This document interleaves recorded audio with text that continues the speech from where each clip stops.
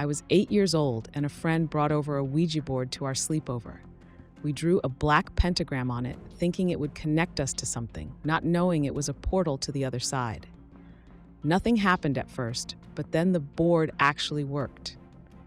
I was so convinced my friend was doing it until she let go, and it kept moving around.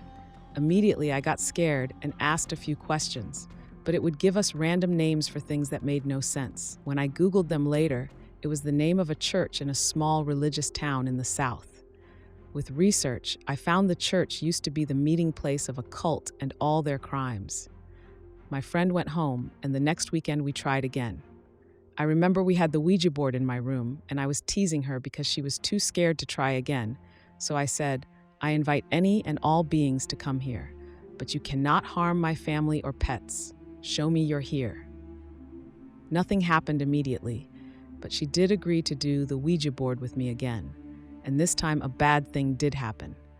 When we did it, we could hear heavy breathing and feel it burning our cheeks, and my friend got what looked like a cold chill and got suddenly quiet. I asked if she was okay, and she looked up at me with huge pupils, and a voice came out that wasn't hers, that said, "I want to hurt you." And then she started choking and crying and ran and turned on the lights.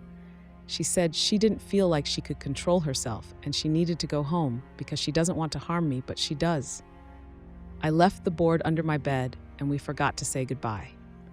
For years, 2 entities would harass me afterward.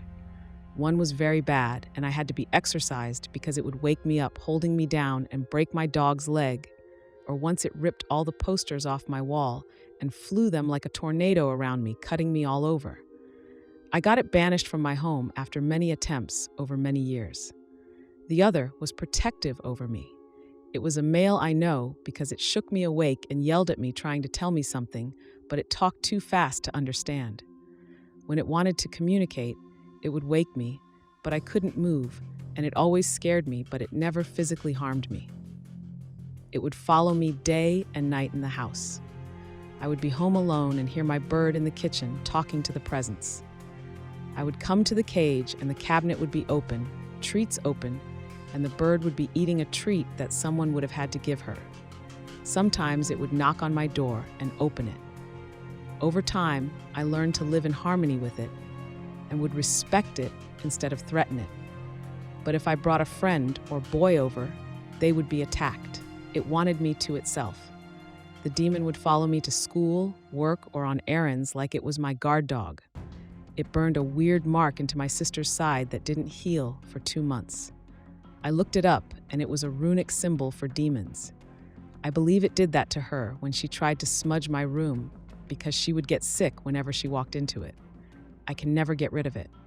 I just moved to Oklahoma, and it's gotten a lot less clingy because there is a protection spell on this house, but I know it's still there.